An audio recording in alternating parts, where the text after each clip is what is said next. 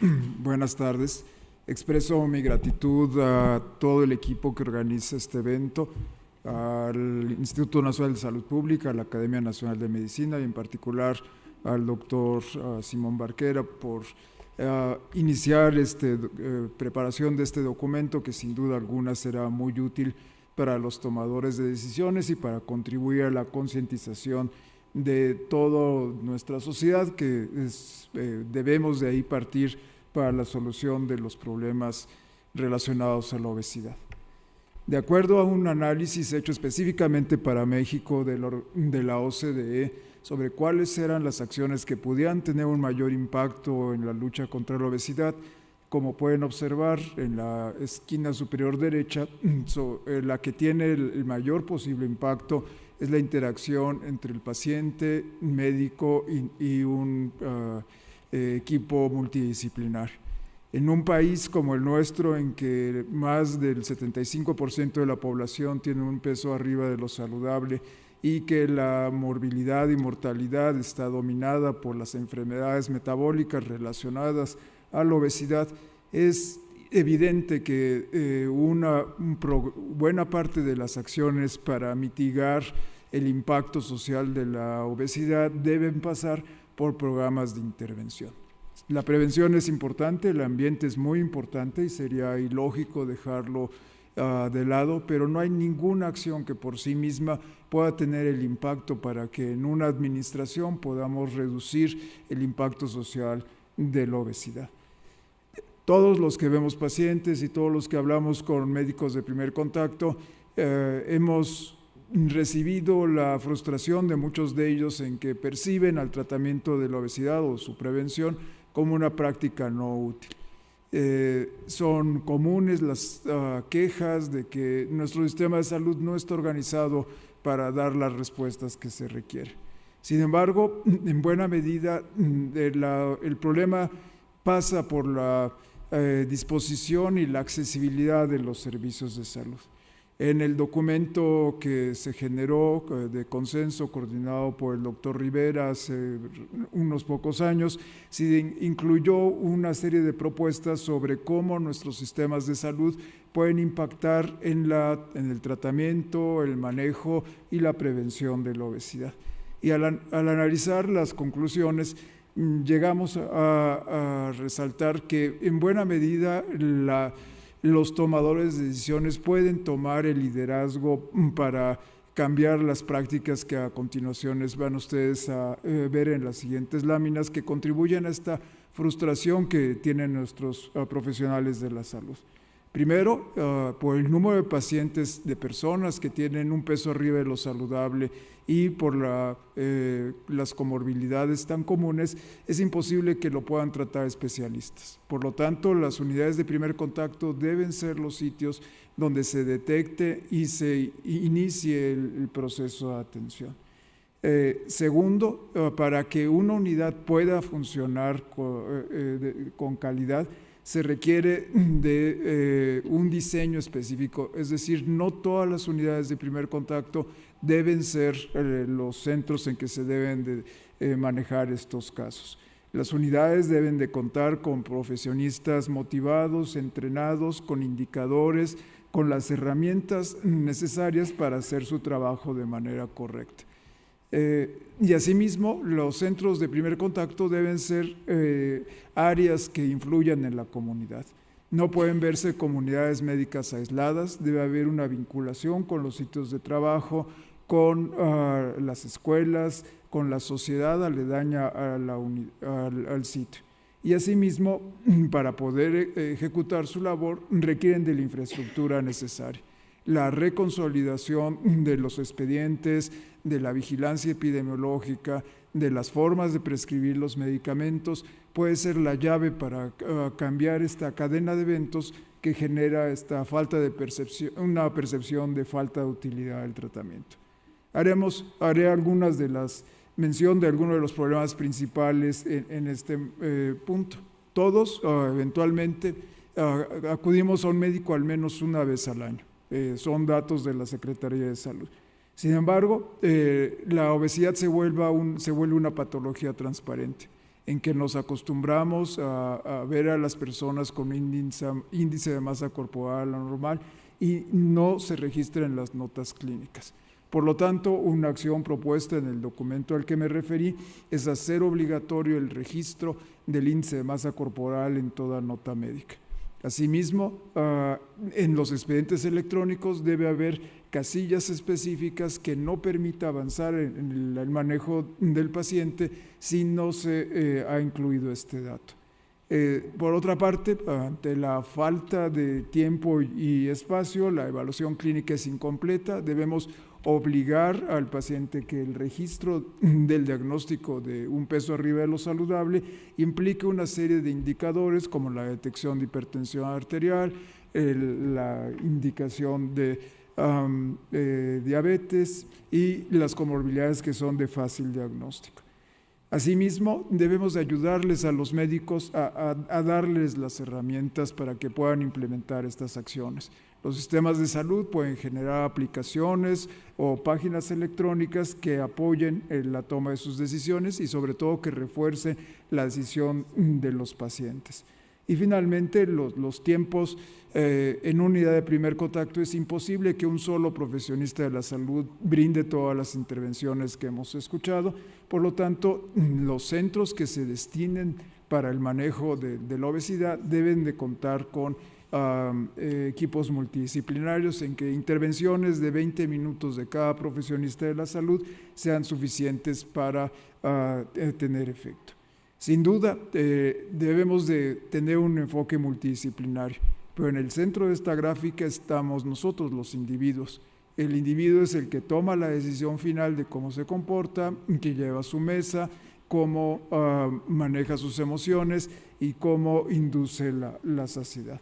Para ello debemos de cambiar nuestra conducta, debemos de ser aliados del paciente, asesores continuos y no prescriptores de acciones. La entrevista nutricional debe ser una suma de propuestas de negociación que permita que el individuo primero tenga conciencia de su patología y segundo, que le ofrezcamos las alternativas para resolverlas. Por otra parte, existen algunos médicos que cumplen con la capacidad de hacer la detección de las personas con un peso anormal. Sin embargo, como mencionó Otilia, frecuentemente se utilizan cartabones, no individualizan las prescripciones y por ello es muy importante dar a conocer las guías, ayudar al individuo y referir a los pacientes que realmente lo requieren y quedarse con los casos que ellos pueden ayudar. De esta manera se utilizan los recursos, los antihipertensivos, los hipolipemiantes, los hipoglucemiantes de manera racional, que son las acciones que disminuyen la mortalidad a corto plazo. No podemos centrarnos solamente en el manejo de la obesidad, es indispensable el manejo de las comorbilidades. Y finalmente, darle equidad a todas las personas utilizando certificaciones en las unidades que sean destinadas específicamente al manejo de la obesidad. La Asociación Americana de Médicos hace algunos años catalogó el tipo de intervención que se prescribía de baja intensidad, intensidad intermedia y alta intensidad. Si ustedes analizan lo que se define como baja intensidad, es justo lo que se hace en la mayoría de nuestras unidades médicas y por lo tanto esto carece de evidencia que muestre un beneficio para la salud. Por lo tanto, se requieren guías, más que guías, programas aterrizados a las características de cada centro que eviten el uso inadecuado de los recursos.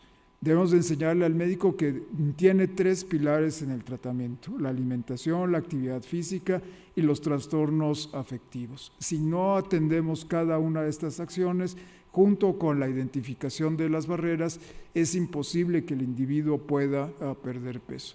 Entonces debemos de enseñarles que es un proceso, que debemos de ir cambiando y logrando estos objetivos intermedios y solo cuando los hayamos logrado podemos aspirar a la modificación del peso.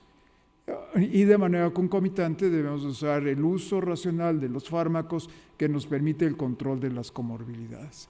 El trabajo es en equipo, nunca podemos dejar al paciente solo, debemos de tomar en cuenta su entorno, su familia y los determinantes de su saciedad. El creciente uso de la inteligencia artificial y de los algoritmos han permitido identificar que todas las enfermedades metabólicas en realidad son un conjunto de perfiles. Y esto aplica bien tanto para la diabetes como para la obesidad. El obeso metabólicamente sano no se maneja igual que el paciente con obesidad grado 3. Para cada uno de ellos se tiene que individualizar los procesos. Por lo tanto, el manejo generalizado con objetivos en metas de índice de masa corporal o la estratificación de ciertas acciones en base al índice de masa corporal se vuelve poco útil. Debemos de utilizar esquemas como la categorización EOS, en la cual se toman en cuenta una visión mucho más panorámica del paciente, en que se evalúa tanto el aspecto mental, el aspecto médico y la funcionalidad. Y en base a ello, estratificar a los pacientes en 4 niveles y asignar el tipo de intervención en base al impacto que tiene para la salud. Los EOS-1 son básicamente personas que no tienen comorbilidades y por el contrario, en el EOS-4 son personas que deben de ser manejados en un centro de referencia y quizás serían candidatos para ser sometidos a cirugía bariátrica. Para cada uno de ellos debemos de tener acciones estructuradas y no aplicar el mismo cartabón para personas que tienen pronósticos y limitantes totalmente distintas. Otro documento que es importante que conozcan nuestros médicos son las guías nacionales, o quizás una de las más conocidas es la guía canadiense, donde se hace particular énfasis en el estado de motivación. Si nuestro paciente no tiene conciencia de enfermedad, no tiene interés de cambiar su estilo de vida, lo único que estamos haciendo es disminuir el impacto de posibles futuras intervenciones. Debemos de tomar en cuenta su historia, de los intentos previos y cómo debemos de evitar repetir los errores para después implementar las acciones de manera individualizada. Otra vez, el uso del mismo cartabón lo único que va a hacer es disminuir la posibilidad de éxito cuando llegue un equipo multidisciplinario a hacerse caso del paciente. Por ello, nuestros sistemas de salud deben de ser proactivos y debemos de sumar todos para mejorar la calidad de la atención. Y esto hicimos en la Dirección de Nutrición del Instituto Nacional de Ciencias Médicas y Nutrición, donde en el portal de Educación para la Salud se cuenta con una gama de videos que tiene un enfoque empoderativo del paciente. Asimismo, se inició un sistema de asesoría por mensajes que ha sido muy exitoso en los 2 años que ha operado y que permite resolver dudas puntuales de cualquier persona, no está limitado a las personas con obesidad. Y finalmente, el Instituto, junto con el TEC de Monterrey y la Universidad Nacional Autónoma de México, iniciamos este portal que se llama Alimentación para la Salud, donde nuevamente se tiene un enfoque empoderativo para el paciente. Le decimos cuál es el problema y cómo podemos resolver. Y se da una serie de recomendaciones fáciles de entender para todas las personas y que las puedan implementar. Asimismo, queremos en este portal contribuir a la comunidad científica con revisiones de alta calidad y se generó un buscador de todos los artículos publicados en nuestro país desde 1990. Aquellos que son de libre acceso están disponibles en el portal y los otros solamente se refieren. Además, hemos generado un sistema de redes sociales y una serie de sesiones con expertos internacionales a los cuales les invito a atender en el futuro. En suma, para mejorar la atención de la obesidad en las unidades de primer contacto, debemos de participar todos. Como ya mencioné, creo que los tomadores de decisiones y los coordinadores de los sistemas de salud pueden iniciar el proceso generando centros de atención específica, actualizando manuales de procedimientos, generando nuevos expedientes electrónicos que borren la inercia terapéutica común en nuestro medio. Sin embargo, todos estamos involucrados, todos como voceros de documentos como el que ha ahora se presenta, deben de ser conocidos y sobre todo invitar a la reflexión. La prevención de las enfermedades metabólicas debe ser una meta prioritaria, pero debe estar basada en evidencia. Muchas gracias por su atención.